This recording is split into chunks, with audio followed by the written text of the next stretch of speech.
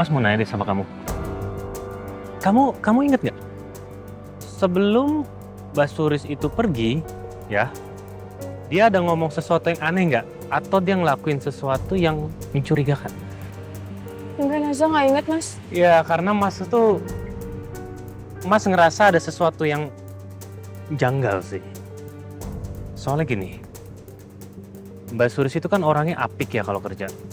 Dan tiba-tiba dia mendadak itu harus pergi ke kampungnya dan tidak bisa diundur. Dan yang paling anehnya lagi, Tuhan, Engkau tahu aku mencintainya.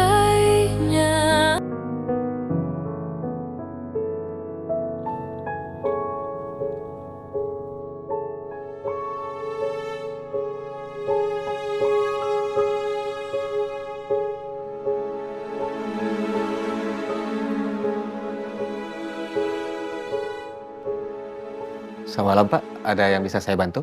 saya Albi, kebetulan saya tadi yang ditelepon dan saya kesini untuk membahas soal yang kecelakaan itu, Pak. Oh, silakan masuk Pak. Saya Ibtu Baskara yang menangani kasus kecelakaan tabrak lari yang menimpa saudari Suris.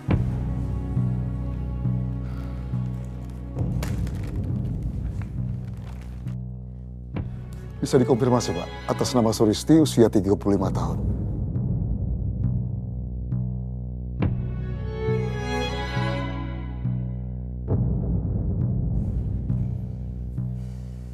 Iya, Pak.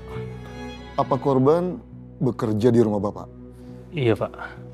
Korban ditemukan di lokasi kecelakaan tabrak lari sekitar jam 10 malam. Posisinya dia sedang hendak naik angkutan umum dan menurut saksi, dia sempat meminjam HP orang lain untuk menghubungi seseorang. Nomornya, nomor Anda. Iya, pantas. Mbak Suris kayaknya nelfon aku. Iya, Pak, itu memang betul. Ada nomor tidak dikenal, telepon ke handphone saya, dan saya tidak angkat karena saya sedang menjaga istri saya, Pak. Ya, jadi kakak saya lagi sakit, Pak. Jadi kami sedang bolak-balik ke ICU. Nah, pada saat itu Mbak Suris tiba-tiba mendadak ingin pulang kampung. Dan dia menyediakan penggantinya dia. Dan memang sedikit aneh karena kondisinya sangat dadakan. Jadi korban ini orang dari daerah, Pak. Dia bilang sih dia mau pulang kampung, Pak. Tapi KTP korban bukan dari daerah, Pak. Apa Bapak tidak tahu tentang hal ini?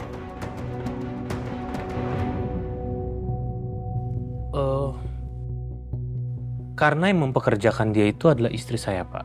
Dan istri saya itu sedang koma, Pak, sekarang ini. Menurut KTP korban, alamat korban ada di Jakarta.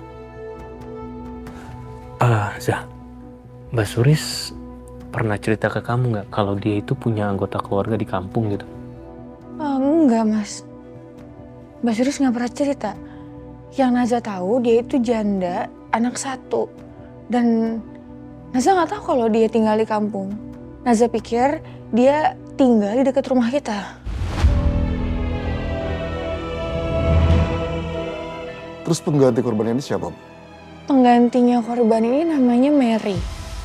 Dan menurut saya, dia nggak seperti Mbak pada umumnya.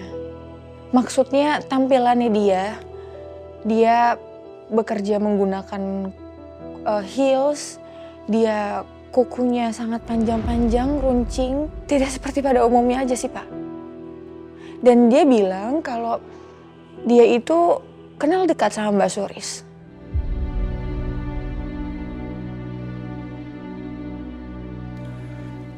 Ini tas korban.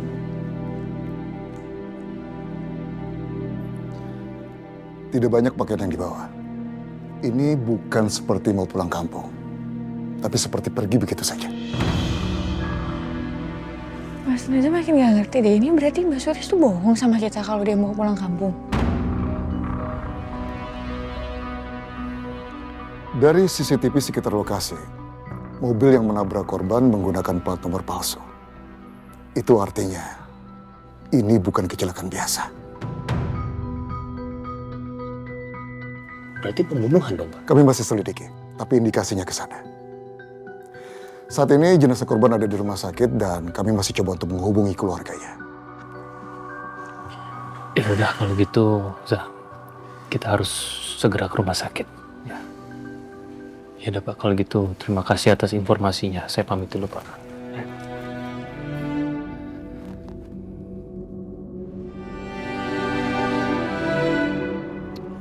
Ya. Zah, tunggu deh. Mas mau nanya deh sama kamu. Kamu inget nggak? Sebelum Basuris itu pergi, ya, dia ada ngomong sesuatu yang aneh nggak? Atau dia ngelakuin sesuatu yang mencurigakan? Enggak, Naza nggak inget, Mas. Ya, karena Mas ngerasa ada sesuatu yang janggal sih. Soalnya gini, Basuris itu kan orangnya apik ya kalau kerja.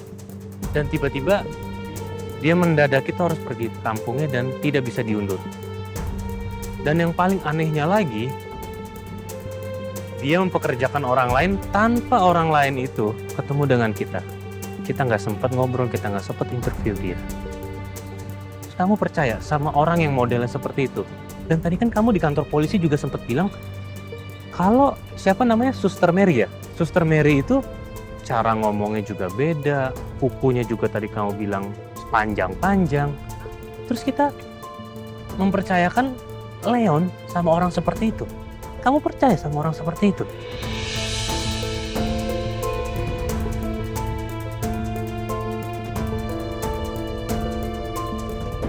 Tapi Mas,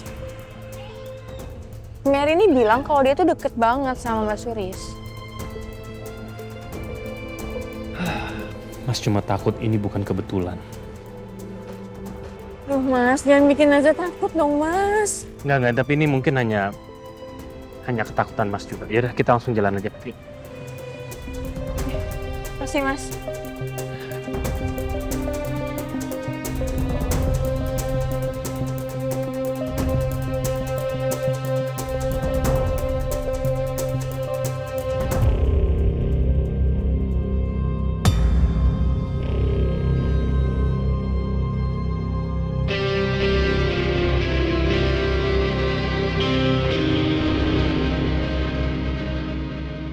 Suris meninggal. Kenapa lo bikin dia meninggal? Resikonya terlalu tinggi kalau gue biarin dia hidup, Nat. Resiko, Van. Van, dia tuh manusia. Dia bukan angka dalam rencana kita. Lo pikir gue mau ini terjadi? Tapi ini udah kejadian. Suris itu punya anak. Sekarang anaknya yatim dan itu semua karena kita. Jadi gue harus gimana, Nat?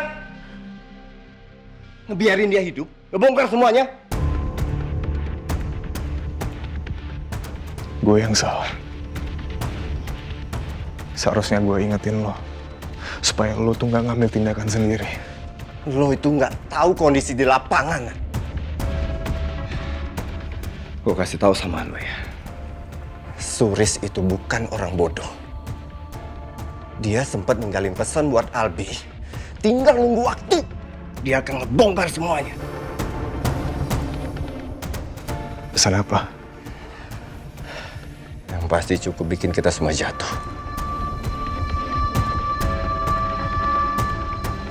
Sekarang lo pastiin. Kalau nggak ada hal yang bisa nyambung ke kita. Udah gue beresin. Aman.